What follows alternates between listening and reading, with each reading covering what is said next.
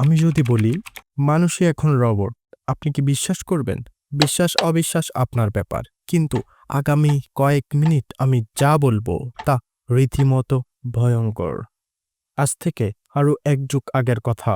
যুক্তরাষ্ট্রের এক মিলিটারি ক্যাম্পের স্নাইপার ট্রেনিং এক্সপেরিয়েন্সের জন্য এক সাংবাদিককে ইনভাইট করা হয়, যার নাম ছিলেন স্যালি অ্যাডি। স্যালি ট্রেনিংয়ের এক পর্যায়ে বলেন, আমার ভয় লাগছিল, মনে হচ্ছিল আমি সত্যি সত্যিই মারা যাব। দ্বিতীয়বার স্যালিকে আবার ট্রেনিংয়ে পাঠানো হয়, কিন্তু এবার বিশেষ এক হেলমেটের সাথে।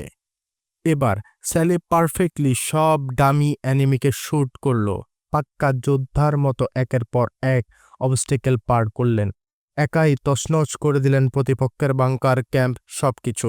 কিন্তু কি এমন জাদু ছিল এই হেলমেটে?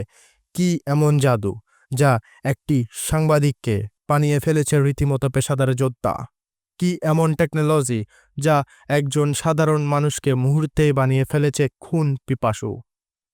বিখ্যাত লেখক বুভেল নোয়া হররি বলেন, মানুষ নিজে নিজে কোনো সিদ্ধান্ত নেয় না।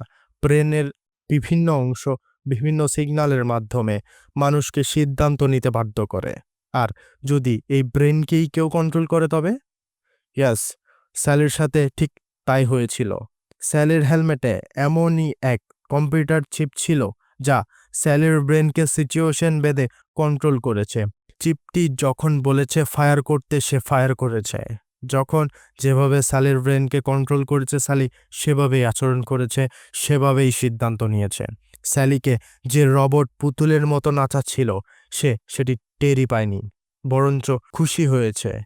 এই গল্প যদি আজ থেকে 12 বছর আগের হয়, তবে বর্তমান বা আগামী 12 বছর পর কি হতে পারে? আমরা হোমোস্যাপিয়েন্স থেকে রোবোস্যাপিয়েন্স হয়ে যাব না তো?